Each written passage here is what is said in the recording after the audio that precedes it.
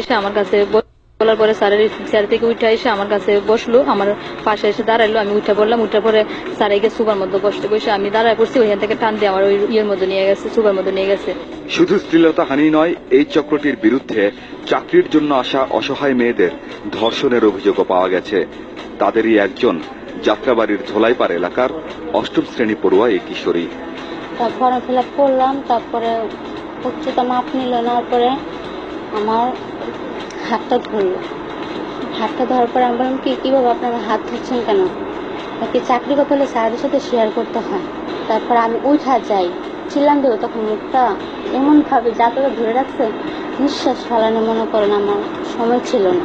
মনে হয় কি আমি মরে যাবো এরকম অবস্থা। তারপর শোয়ার পর সে আমাকে রেস্ট করলো। ভুক্তভোগী ওই কিশোরীকে নিরাপদ সিকিউরিটি ফোর্স গার্ডের ব্যবস্থাপনা পরিচালক মোহাম্মদ জহুরুল ইসলাম ধর্ষণের ঘটনা কাউকে না জানাতে হুমকিও দেয়। এর কিছুদিন পর অন্তঃসত্ত্বা হয়ে পড়েন বলেও অভিযোগ কিশোরীর। রেস্ট করার পর বলে, এই কথা যে কাউকে বলো তোমাদের সমস্যা হবে। ভুক্তভোগী কিশোরীর মা জানান, পরিবারের দারিদ্রতার কারণে নিজেই মেয়েকে নিয়ে যান চাকরির বিজ্ঞাপনদাতা ওই প্রতিষ্ঠানে। সেখানে যাবার পর চাকরির বিষয়ে কথা বলার জন্য মাকে বাইরে রেখে মেয়েকে ডেকে নেওয়া হয় প্রতিষ্ঠানটির এমডি জহিরুল ইসলামের রুমে। চাকরি দিব এই জন্য আমরা গেছি। যাওয়ার পরে আমার কথাবার্তা কইয়া কি আন্টি আপনি বাইরে যান, আমি ওর লগে ফাইনাল কথা আছে আমি বলি। পরে ভুক্তভোগী কয়েকটি পরিবার ঢাকা মহানগর গোয়েন্দা পুলিশ ডিবির কাছে লিখিত অভিযোগ করেন। তাদের অভিযোগের প্রেক্ষিতে 15 মগবাজারস্থ নিরাপদ সিকিউরিটি ফোর্স গার্ড অফিসে অভিযান চালায় ডিবি পুলিশ। গোয়েন্দা পুলিশের এই অভিযানে সঙ্গী হয় ক্রাইম সিন টিম। আমি সিকিউরিটি গার্ডের লাইসেন্স করছি মাত্র। ঠিক আছে, আমি সিকিউরিটি গার্ডের লাইসেন্স করছি কিছুদিন আগে। আপনি তো কোনো জায়গায় এখনো নিয়োগ পান নাই? না, নিয়োগ পাই নাই। অফিসে ঢোকার পর চোখে পড়ে প্রতারণার উদ্দেশ্যে টাঙানো আকর্ষণীয় নানা ধরনের পোস্টার। আর এ সময় চাকরির জন্য আসা বেশ কয়েকজনকে অপেক্ষমান অবস্থায় পাওয়া যায়। রাজবাড়ি থেকে। আমি আসছিলাম, এসে কথা বলবো, কার সাথে কথা বলার সুযোগ হয়নি। মানে আমাদের মানে ঢুকছেন, আমি ঢুকছি, আমরা আসছি, মানে কার সাথে খারাপ হয় নাই অফিসে। ওর আব্বু আমাকে কালকে ফোন দিয়ে বলছে যে আমার ছেলে একটা চাকরির কথা বলতেছে, তো তুমি একটু গিয়ে দেখে এসো অফিসে কি ব্যাপার।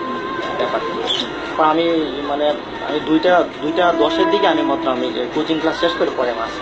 অভিযানে আটক হয় প্রতিষ্ঠানটির এমডি জহিরুল ইসলাম ওরফে মঞ্জু আহমেদ, চেয়ারম্যান আসিয়া খাতুন ওরফে Sonia, general manager Sharkim Anwar Reza, marketing manager Sharif Hossain, computer operator Tarikul Islam সহ চক্রের অন্য সহযোগীদের। প্রতিষ্ঠানটি নামে সিকিউরিটি গার্ড কোম্পানি হলেও এখানে গার্মেন্টস বাইং, গার্মেন্টস কর্মী প্রশিক্ষণ সহ বিভিন্ন ধরনের প্রতারণামূলক কার্যক্রম পরিচালনা করা হতো বলে জানা যায়। বাইঙের ট্রেনিং করানো হয় মাঝে মাঝে 2-1টা করানো হয়। কাদেরকে বেশি করানো? বাইঙের ছেলে আছে, মেয়ে আছে।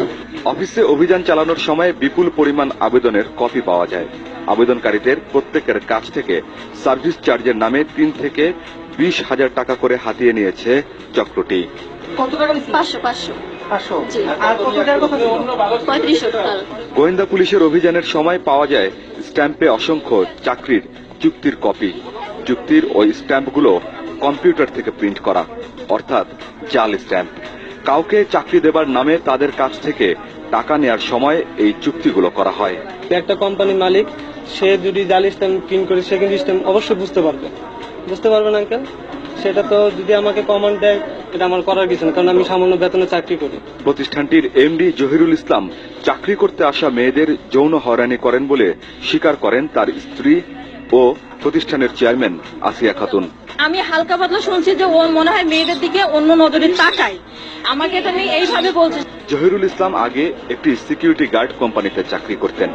পরে সেই চাকরি ছেড়ে নিজেই চাকরির ব্যবসা খুলে প্রতারণা ও হয়রানি শুরু করেন।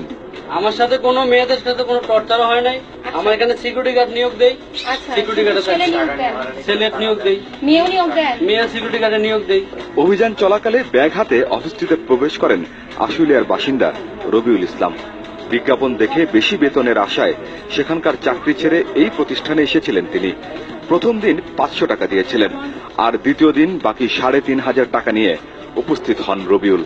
500 টাকা দিয়ে গেছি, আর বললো যে আজকে আমার সকালে 2বার ফোন দিছে, তুমি চলে আসো বাকি টাকা নিয়ে। পরে আমি দেশে ফোন দিচ্ছি, আমি 2-3 দিন যাবত অফিসে যাইতে পারতেছি না, আমার ওইখানে চাকরির রিজাইন দিয়ে দিছি আর বাসাও ছেড়ে দিছি। রবিউল চাকরি না পেলেও এই যাত্রায় অন্তত তার হাতের নগদ টাকাগুলো রক্ষা পেল, কিন্তু এমন অসংখ্য মানুষের কাছ থেকে প্রতারণার মাধ্যমে টাকা হাতিয়ে নিয়েছে চক্রটি। আর সেজন্যই প্রতারকদের বিরুদ্ধে অভিযান চালানো হয় বলে জানান গোয়েন্দা পুলিশের সিনিয়র সহকারী কমিশনার। টাকাটা তারা যেটা নিচ্ছে সেটা একটা জাল স্ট্যাম্প পেপারে নিয়েছে, এরকম কয়েকটা জাল স্ট্যাম্প পেপারও আমরা উদ্ধার করেছি তাদের এখান থেকে। মেয়েদেরও একই ধরনের অভিযোগ, চাকরির নামে তাদেরকে রিসেপশনিস্ট পোস্টে কিংবা এই ধরনের পোস্টে 7-8 হাজার টাকা বেতনের চাকরির জন্য ডেকে পরবর্তীতে তাদেরকে তারা যৌন হয়রানি করে এবং মাঝে মাঝে প্রস্টিটিউশনের অফারও দিয়ে থাকে। আটককৃতদের জিজ্ঞাসাবাদে আরো অনেক তথ্য পাওয়া যাবে বলে মনে করেন অভিযান পরিচালনাকারী ডিবি পুলিশের এই কর্মকর্তা। আমরা আরো তদন্ত চালাচ্ছি, হয়তো আরো অনেক তথ্য আমরা পাবো এই বিষয়ে। চাকরি দেবার কথা বলে যারা এভাবে দেশের বেকারদের সাথে প্রতারণা করে, মেয়েদের যৌন হয়রানি করে, তাদের আইনের আওতায় এনে বিচারের দাবি জানিয়েছেন সংশ্লিষ্টরা।